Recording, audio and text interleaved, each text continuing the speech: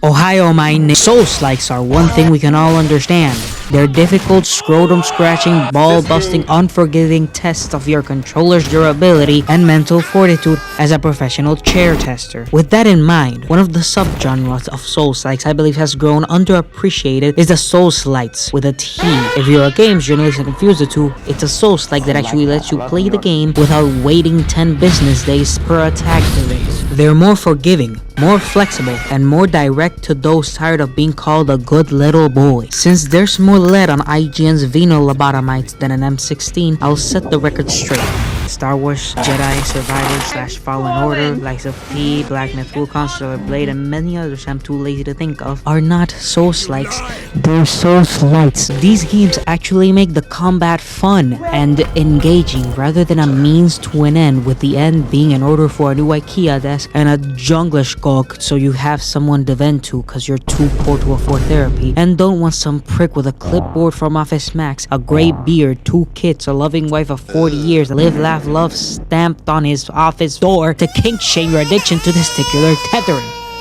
Hypothetical. So how can you folk find a proper balance between more drywall patch and more lotion for your soft little Norwegian femboy skin? That's all this video is focusing on. And the best contestant, completely objectively and irrefutably factual, is AI Limit.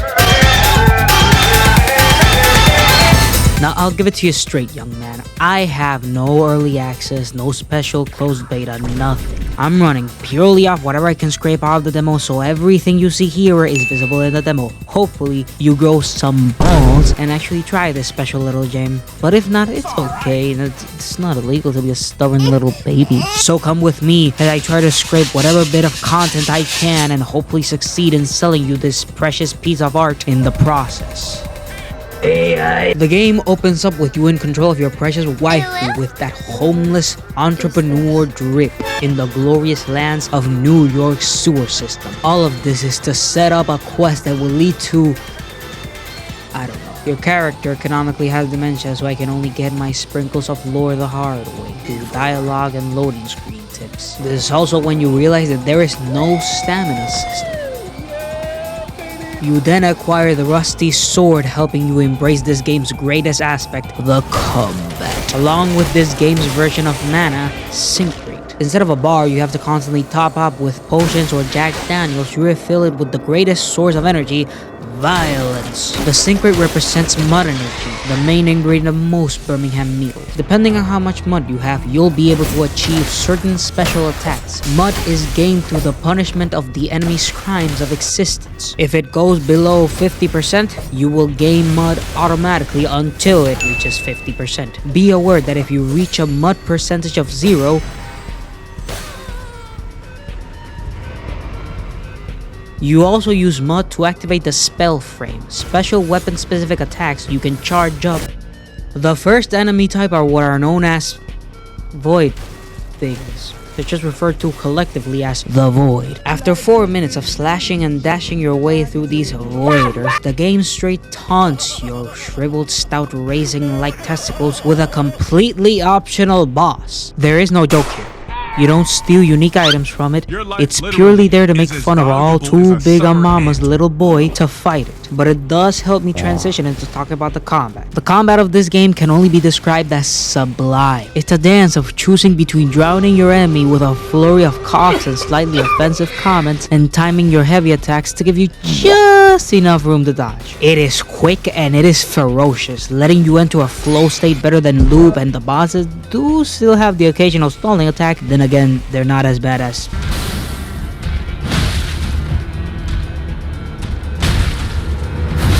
most enemies attack fast and decisively, with small windows still big enough to let you actually choose what you should do and have some fun. You don't even need a shield. You can beat the entire game by spamming shifts and twisting yourself like a ballerina while twisting your enemy's ankles like LeBron. You're teleporting more times than Sparking Zero, and each move flows so seamlessly between each one. It's all so majestic, which is also what denies it the Souls-like title. Souls-like combat is typically best described as panic-induced patience, seconds. As you start the battle all topped up, all giddy, get dismayed in every way perceivable, then reach a point in the battle where one move will be the deciding factor. One singular moment determining whether you will achieve complete and utter victory or give IKEA a few extra franklins. With how violence works, I will now show you what the tools are to commit it. The weapon categories come like me in threes. You have swords, long swords, and great swords.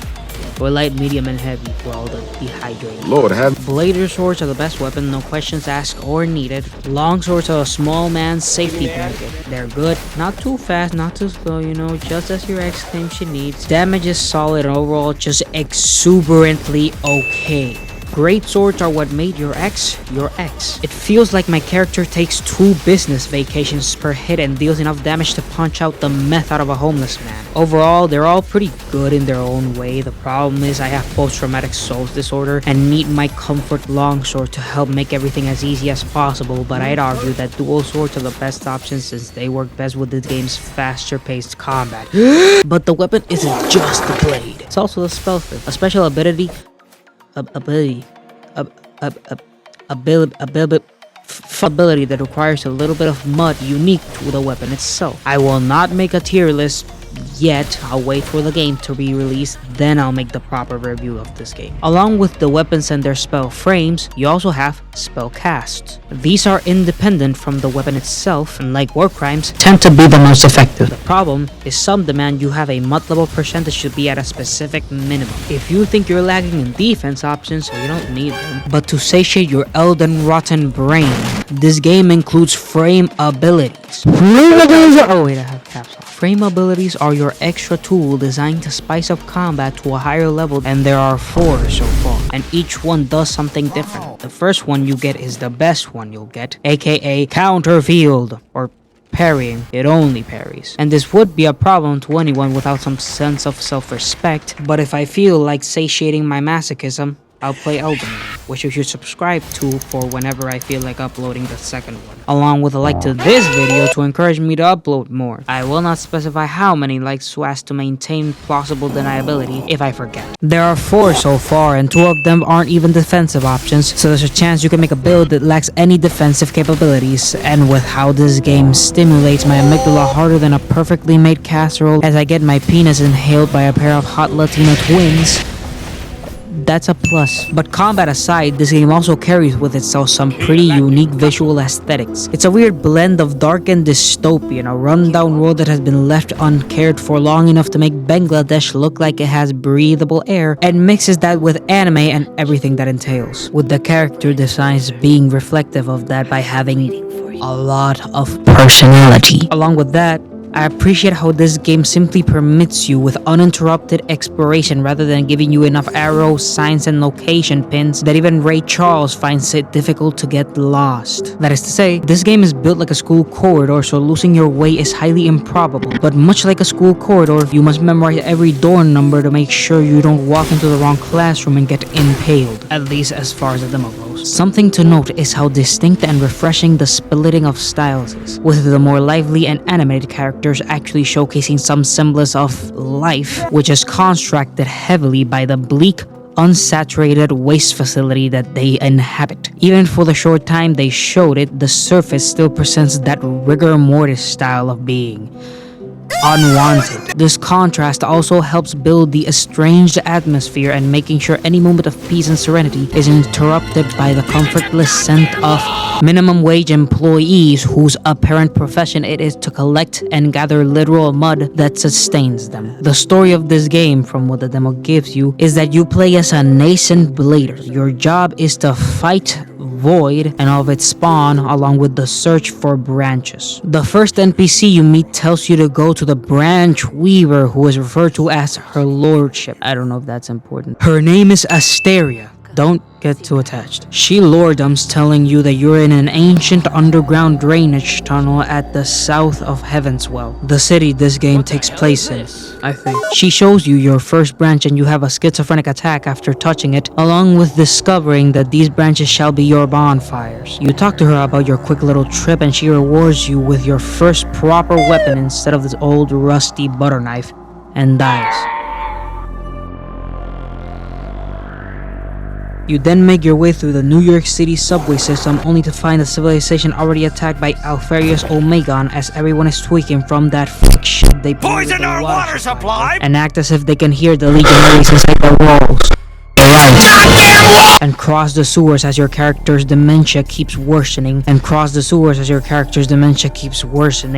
File 1, 31 minutes, 23 seconds. And develop the habit of aggressively collecting anything not bolted to the ground, and find some intriguing doohickeys that show themselves more useful than first thought to be. You must deal with the local speed freaks and methmen. Pillage and looting has all failed to satiate your rampage for unmaking all efforts of safety and comfort. Even the introduction to an economical system doesn't give you the opportunity for its exploitation. For now. Only until you encounter the second boss do you finally understand what the point of the mask is.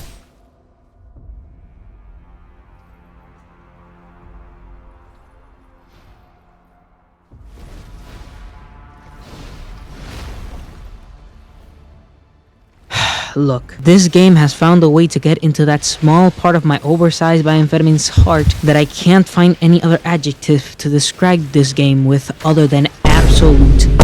Great gameplay, great visuals, great sound design and tracks, and overall, it truly does feel like a game made by a studio that found the best way to make a good game is to make a game fun. And have a good day, read your Bibles, thank you Lord for this life you've given us. Download the demo and drink some fucking water.